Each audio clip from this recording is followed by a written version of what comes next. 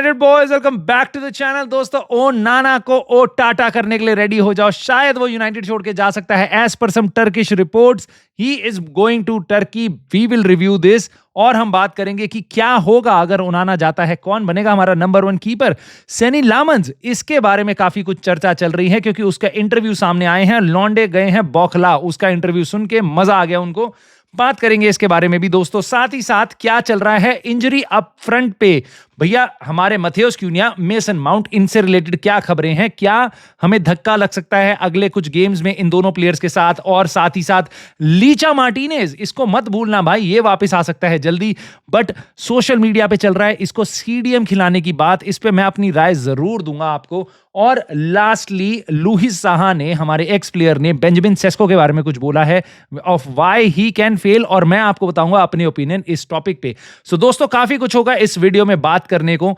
I hope आपको ये पसंद आए तो प्लीज लाइक करके सपोर्ट जरूर दिखाना। सब्सक्राइब कर लेना अगर अभी तक नहीं किया है, नए हो चैनल पे, और कमेंट करके अपने थॉट्स इन टॉपिक्स पे जरूर बताना, बिकॉज ये तुम्हारा क्लब है, तुम्हें मजा आता है इसकी बात सुनने में, तो अपनी राय देनी बहुत जरूरी है। आप भी कमेंट में जरूर देना। दोस्तों, सबसे पहले तो मैं आपको ये बता दूं कि आप लोगों की तरफ से मुझे और सपोर्ट चाहिए। हाइप का बटन जो आता है नीचे कमेंट सेक्शन में आता है, हाइप का ऑप्शन, प्लीज उसको क्लिक किया करो। It is really helpful for me, तो उसको ध्यान में रखना। उसके बाद हम बात करते हैं दूसरी इंपॉर्टेंट चीज की, मथेउस क्यूनिया। मथेउस क्यूनिया की इंजरी अपडेट क्या है। पहले तो मथेउस क्यूनिया ने आके बोल दिया I will be back soon, social media पे उसने पोस्ट डाल दिया। हुआ क्या था भाई, पिछले गेम में, लास्ट गेम में मथेउस क्यूनिया को इंजर्ड हो गया था और उसको हटा दिया गया था। हैमस्ट्रिंग इंजरी थी, ये मैंने आपको पहले ही बताया था। और अब सुनने में आ रहा है गेम के बाद उसकी फोटोज वगैरह आई थी, वो नॉर्मल वॉक कर रहा था, और इससे स्पेकुलेशन ये है कि he can come back soon. साथ ही साथ जो उसका सोशल मीडिया पोस्ट है, इन दोनों को जोड़ के खबरें ये समझ में आ रही हैं कि he could be back soon, but how soon is a soon. मेरे ख्याल से भाई हैमस्ट्रिंग टीयर हुआ होगा, हैमस्ट्रिंग ग्रेड 1 या कुछ भी हल्का सा डिस्कम्फर्ट हुआ होगा, जो भी हुआ होगा, it is not bad, it is not bad, it does not look like it would be bad, क्योंकि वो नॉर्मली चल रहा था without any cost, without any coverage. So मुझे नहीं लगता वो 4-6 हफ्ते के लिए बाहर जाएगा, बट आई सीरियसली सस्पेक्ट कि क्या वो 2 हफ्ते में वापस आ जाएगा। और देखो कुछ टाइम तो वो मिस करेगा ट्रेनिंग वगैरह, तो उसकी शार्पनेस भी नहीं होगी। तो आई एम फेयरली कॉन्फिडेंट वो मैन सिटी के अगेंस्ट 14 सितंबर 15 सितंबर को जो भी हमारा गेम है उस दिन वो नहीं खेलेगा। मे बी चेल्सी के लिए वो खेल ले, but it all depends upon कि वो वापस ट्रेनिंग में कब आता है। मे बी वो हफ्ता 10 दिन वो ट्रेनिंग मिस करेगा रिकवरी करने में, और उसके बाद वो आके ट्रेनिंग स्टार्ट करेगा। तो कम से कम आप अगर वो 10 दिन की ट्रेनिंग मिस कर रहा है तो 8-10 दिन उसको लगेंगे ट्रेनिंग में अपनी स्पीड और अपनी शार्पनेस वापस लेने में। तो it could be the case कि वो मैन सिटी के अगेंस्ट नहीं खेलेगा, वो चेल्सी के अगेंस्ट शायद खेले, शायद ना खेले। सो ये दोनों गेम हमारे लिए बहुत इंपॉर्टेंट है भाई, क्योंकि ईपीएल में अगर ये गेम्स हम हारे या पॉइंट्स ड्रॉप करते हैं तो आपको पता है बहुत बवाल कटने वाला है। यूनाइटेड को लेके सबकी नजरें होती हैं यूनाइटेड पे, भले ही बाकी क्लब्स डूब जाएं, मर जाएं, बट यूनाइटेड को छींक भी आ जाए तो मीडिया में हाहाकार मच जाती है। दोस्तों, दूसरी एक बंदे को जो छींक आती है तो हमारे दिल में हाहाकार बन जाती है, वो बंदा है मेसन माउंट। अब बंदे को पिछले गेम में रूबेन एमरिम ने बोला प्रेस कॉन्फ्रेंस में अपनी गेम के बाद कि मैंने इस बंदे को हटा दिया था, मेसन माउंट को हटा दिया था गेम से, क्योंकि वो थोड़ा सा डिस्कम्फर्ट में पहले भी खेल रहा था और हम उसके साथ रिस्क नहीं लेना चाहते थे, इसलिए हाफ टाइम के बाद मेसन माउंट खेले नहीं आया था। और अब सुनने में आ रहा है, रिपोर्ट्स ऐसी आ रही हैं कि he could be out for 2-3 weeks. Now मुझे डर लगता है हमेशा मेसन माउंट के साथ, क्योंकि मेसन माउंट की हिस्ट्री आपको पता है। अगर आप नए नए नहीं हो यूनाइटेड को फॉलो करने वाले, अगर आपने कुछ टाइम से फॉलो भी किया है यूनाइटेड को, तो आपको पता है मेसन माउंट, ल्यूक शॉ क्या चीजें हमारे लिए, ठीक है। इनको लेके दिल घबरा जाता है। Now mason mount last time जब इंजर्ड हुआ था, जितना मेरे को याद आ रहा है, वो हुआ था स्पर्स के अगेंस्ट दिसंबर में, और उसके सर में से खून आ रहा था, सर में चोट लग गई थी। मुझे लगा था भाई अगले मैच में कूद कूद के आ जाएगा खेलने, और ये रिकवरी कर रहा है अपनी वापस। 5 महीने के लिए गायब था और कोई खबर ही नहीं थी कि भैया आएगा नहीं आएगा, कब आएगा नहीं आएगा। पता चला था बाद में कि उसको जब वो वापस आ रहा था फील्ड पे, उसको बार बार इंजरी हो रही थी। नाउ अब इसको सुन के आई वुड बी रियली हैप्पी अगर वो 2 से 3 हफ्ते में वापस आया था, इवन सितंबर के एंड तक वापस आया था, I will be very happy, ठीक है। बट आई डू अंडरस्टैंड कि उसके साथ बहुत ख्याल रखने की जरूरत है, और may be he it is the reason, क्योंकि उसकी फिजिकलिटी पे, उसकी फिटनेस पे लोगों को भरोसा नहीं था, इसलिए नंबर 10 दो हमने साइन किए हैं, क्योंकि हमारे को really mason mount was the number 10 हमारे लिए। रूबेन एमरिम के सिस्टम में भी सूट करता है, बट शायद वो फिट ही नहीं हो पाता, वो फिटनेस रख नहीं सकता अपनी, इसलिए ये सारी दिक्कत है हमारे साथ। Now let's see, let's pray कि मेसन माउंट वापस आ जाए। एक बंदा और वापस आ सकता है, लीचा मार्टिनेज। मुझे पता है तुम्हें बहुत पसंद है, वो बहुत पसंद है वो, तो इसी बात पे लाइक मार देना एक तो वीडियो पे। और उसके बाद कमिंग बैक सून, इसकी बातें चल रही हैं लीचा मार्टिनेज की। आई थिंक वो सितंबर में वापस नहीं आएगा। I will be very happy अगर वो अक्टूबर में वापस आ जाए, एंड ऑफ अक्टूबर तक भी वापस आ जाए, इतना आ जाए कि भाई दिसंबर के जो फिक्चर्स होंगे उसमें वो फुल फिटनेस में हो, नवंबर भर में वो गेम्स खेले, थोड़ी थोड़ी देर करके अपनी पूरी फिटनेस में डाले, ताकि वो दिसंबर में हमारे लिए बहुत इंपॉर्टेंट रहे, क्योंकि हमारे फिक्चर्स काफ़ी इंपॉर्टेंट आने वाले हैं। और दिसंबर वो वुड बी द टाइम जो बताएगा बेसिकली कि यूनाइटेड क्या top half of the table में रहेगी, bottom half of the table में रहेगी, टॉप हाफ में भी रहेगी, तो क्या हम 5वीं 6ठी पोजीशन पे रहेंगे, 9वीं 10वीं पोजीशन पे रहेंगे। ये दिसंबर बहुत क्रूशल होने वाला है हमारे लिए, ठीक है। सो देखते हैं लीचा मार्टिनेज कहाँ कब आता है और कहाँ खेलता है, क्योंकि मुझे पता है, तुम्हें पता है कि तुमने देख लिया है सोशल मीडिया पे हवाएं उड़ चुकी हैं कि लीचा मार्टिनेज को सीडीएम खिलाओ, और लोगों ने इस पे क्लिप्स बना दी हैं, क्योंकि वो आर्सेनल के अगेंस्ट एक बार कभी एजेक्स में खेलते खेलते सीडीएम खेल लिया था एक गेम में, जब उनके यहाँ कोई इंजरीज हुई होंगी या कुछ तो और हुआ होगा, और वो कुछ और गेम्स में भी शायद वो सीडीएम खेल लिया हो, मुझे पता ही नहीं।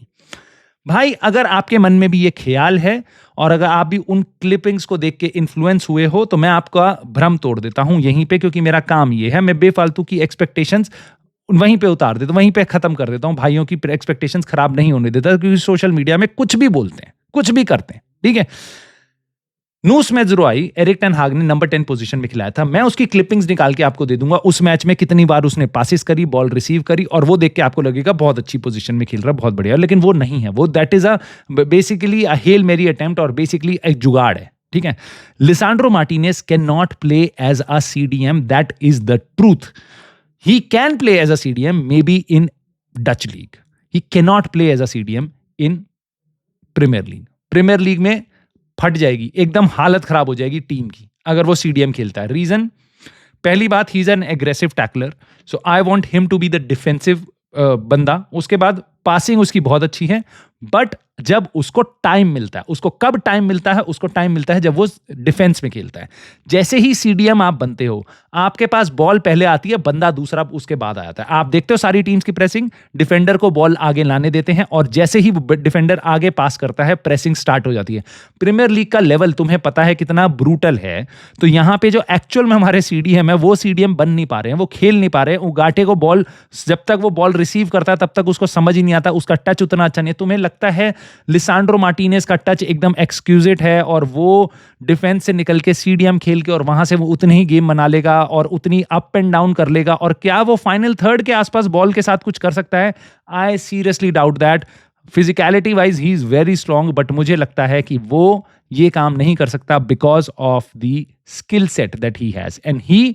और अगर जो उसको सीडीएम खिलाने की बात कर रहा है, भाई you are taking out the best, one of the best center backs that we have. I respect Lenny Oro, I respect Delete, और एक fit Licha. I think I will probably pick Licha. I don't know about you, but probably जब fit होगा Licha, I think he brings so much to our team that no one else could. So मैं इतना immense centre back अपना loose नहीं करूंगा एक ऐसी position में जहां पे वो एकदम बहुत ही ब्रूटली एक्सपोज हो सकता है, क्योंकि वो उसकी पोजीशन नहीं है।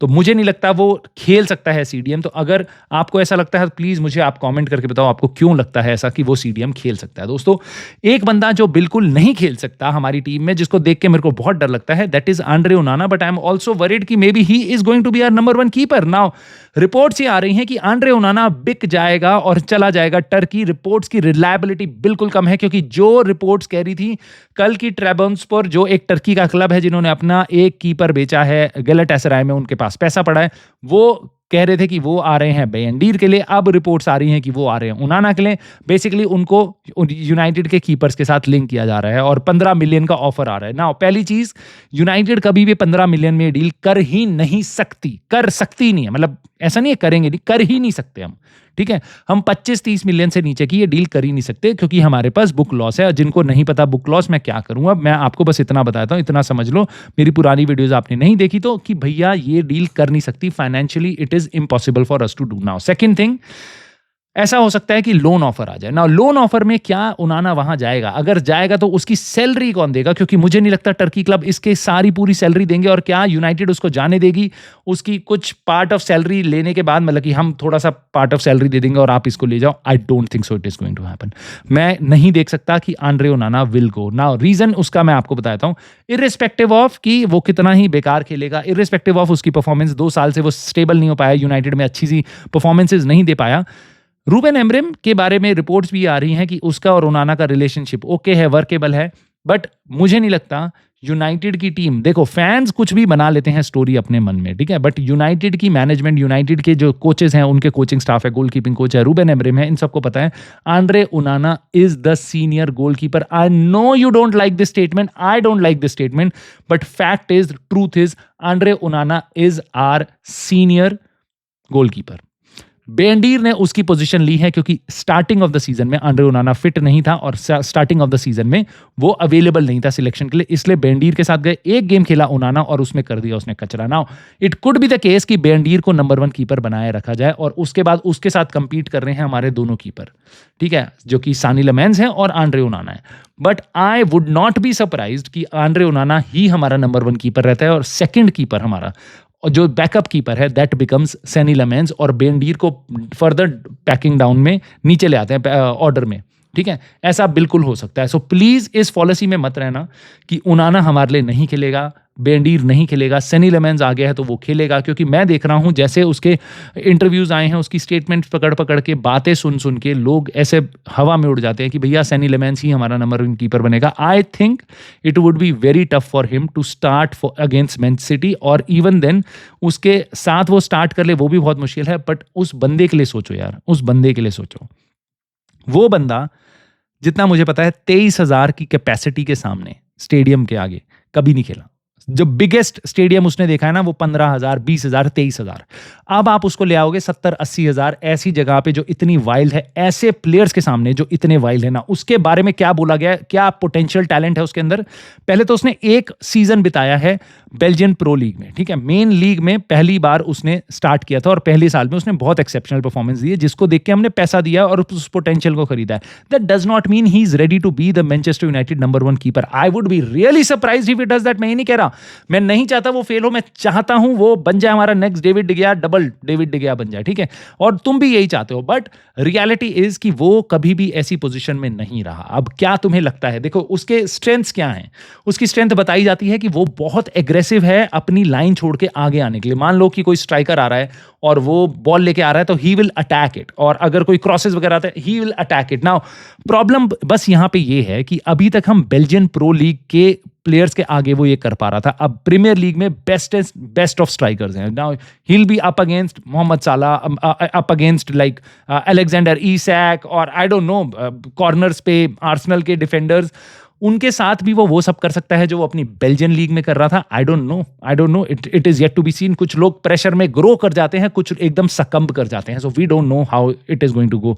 सो इसलिए मुझे लगता है, पता नहीं क्यों, कि बेंडीर या ओनाना इनमें से कोई नंबर 1 कीपर होगा और सेकंड कीपर हमारी तरफ से सैनी लेमेंस होगा। मुझे I don't see him starting at least for the next couple of matches. अगर वो स्टार्ट करेगा तो I would just cheer him. अगर वो गलती भी करेगा उसके लिए रेडी रहना, but we will just cheer him. We will cheer for our Manchester United players.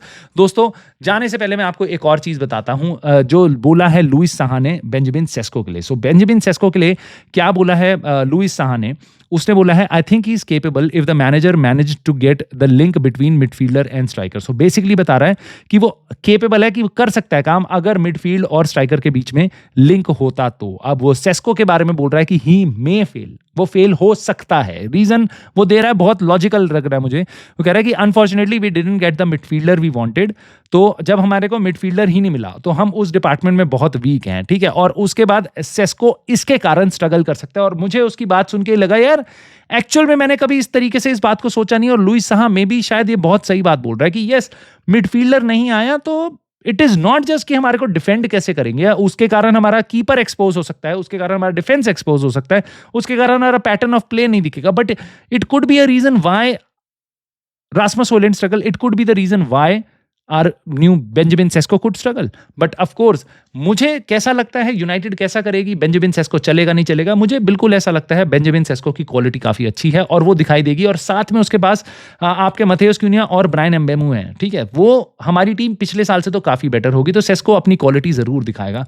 But there would be games जहां पे सेस्को दिखाई भी नहीं देगा, and then there would be games जहां पे वो 1-1, 2-2 गोल मारेगा। तो उसका एक एवरेज सीजन जाएगा मेरी नजर में, ऐसा है, क्योंकि हमारी टीम के बहुत सारे अप एंड डाउन बचे हैं पूरे सीजन में आगे। आई नो पिछला गेम हम किसी तरीके से बर्नली के अगेंस्ट 3-2 जीत गए थे, तो लोगों में पॉजिटिविटी की लहर है, but it was just Burnley. Yes, it was just Burnley. So देखते हैं आगे सिटी और चेल्सी के अगेंस्ट हम कैसा करते हैं, बट पूरा सीजन हमारे लिए रोलर कोस्टर राइड होने वाला है। पिछले सीजन से बहुत बेटर होगा, but still it will be a roller coaster ride, and it would not just be the case for Manchester United. ठीक है, सिटी के साथ भी यही होने वाला है, although they will finish much higher than us, I think so. उसके बाद आपका स्पर्स भी ऐसा ही डील करेगी, वही डीलिंग होगी न्यूकासल की, एस्टन विला की और बाकी और क्लब्स की जिनके साथ हम कंपीट कर रहे हैं, नॉटिंघम फॉरेस्ट, एस्टन विला, इन सब के साथ। तो इन सब की हालत ऐसी होगी, कुछ बहुत अच्छे गेम्स कहीं 3-0 हारेंगे तो कहीं 4-0 जीतेंगे, ऐसा कुछ होगा। तो यही दिखता है मुझे यूनाइटेड के अपकमिंग सीजन में।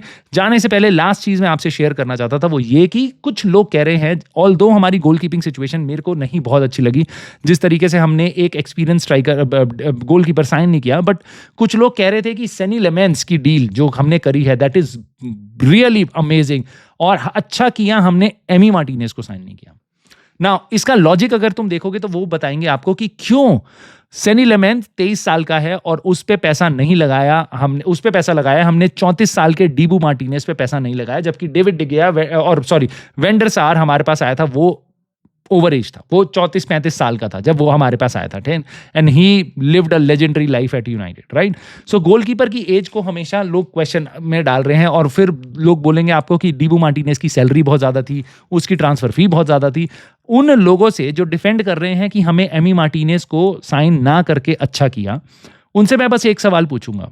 सिमिलर सिचुएशन है, ब्रायन एम्बुएमू हमने 70 मिलियन में खरीदा है, टायलर डिबलिंग 40 मिलियन में बिका है। ब्रायन एम्बुएमू 26 साल का है, Tyler Dibling is potential player at 20 years, right. Don't tell me कि नंबर 10 पोजीशन में जो रोल है जहां पे 4 और जने कवर करने वाले हैं वो ज्यादा क्रिटिकल है रादर देन योर गोलकीपर, जिसके कारण तुम पिछले 4 मैचेस में स्ट्रगल कर रहे हो, जो पूरे 100% ऑफ द सीजन के हर गेम में तुमने स्ट्रगल किया गोलकीपर में। डोंट टेल मी कि वो पोजीशन ज्यादा इंपॉर्टेंट नहीं है, ठीक है, गोलकीपर एज नंबर 10, ठीक है। तो अगर आप नंबर 10 पोजीशन में एक्सपीरियंस को प्रेफर कर रहे हो और तब खुश हो रहे हो क्योंकि यूनाइटेड ने एम्बुएमू को साइन किया है, which I think is a very good signing for us, और ब्रायन एम्बुएमू की क्वालिटी हमें आने वाले टाइम में देखने को मिलेगी, बट एक सांस से आप ये नहीं बोल सकते कि नहीं ब्रायन एम्बुएमू की डील अच्छी है देन टायलर डिबलिंग, क्योंकि उसकी हमें जरूरत नहीं थी। लेकिन उसी सांस में आप ये नहीं बोल सकते कि नहीं हमने एमी मार्टिनेज को ना लेके अच्छा किया क्योंकि वो एक्सपीरियंस प्लेयर है लेकिन वो महंगा है और उसकी एज ज्यादा है। नहीं, हमें दोनों जगह एक्सपीरियंस की जरूरत है, एंड आई जस्ट होप हमें इसकी कमी ना खले, but United certainly should have gone for Amy Martinez, ऐसा मुझे लगता है। And it really hurts me when I saw कि भाई हमने एमी मार्टिनेज की डील नहीं करी, हमने एक यंग गोलकीपर लेके आए हैं, और साथ ही साथ हमारी जिनके साथ अगला गेम है उनकी टीम में डोनारुमा खेल रहा होगा। सो इट इज अ डिफरेंस। हमने कुछ चीजें बिल्कुल छोड़ी हैं इस ट्रांसफर विंडो में, काफी सारी चीजें अच्छी भी हैं। सो लेट्स सी हमारी टीम आगे कैसा करती है, बट मैं आपकी राय जरूर जानना चाहूंगा। आपको क्या लगता है हमने एमी मार्टिनेज को साइन ना करके गलती करी है, जो रेडी था यूनाइटेड में आने के लिए? क्या लगता है आपको सेनी लेमेंस हमारा नंबर 1 कीपर बन पाएगा और कब तक, और कैसा लग रहा है आपको इंजरी फ्रंट पे यूनाइटेड की खबरें देख के? Let me know. ओनाना के बारे में और बेंडीर के बारे में आपकी क्या राय है दोस्तों, और लुइस साहा के कमेंट जो सेस्को के लिए थे उस पे आप क्या सोचते हो? कमेंट करके मुझे बताना, लाइक कर देना वीडियो को, सब्सक्राइब कर लेना चैनल को, and I will see you soon in the very next video.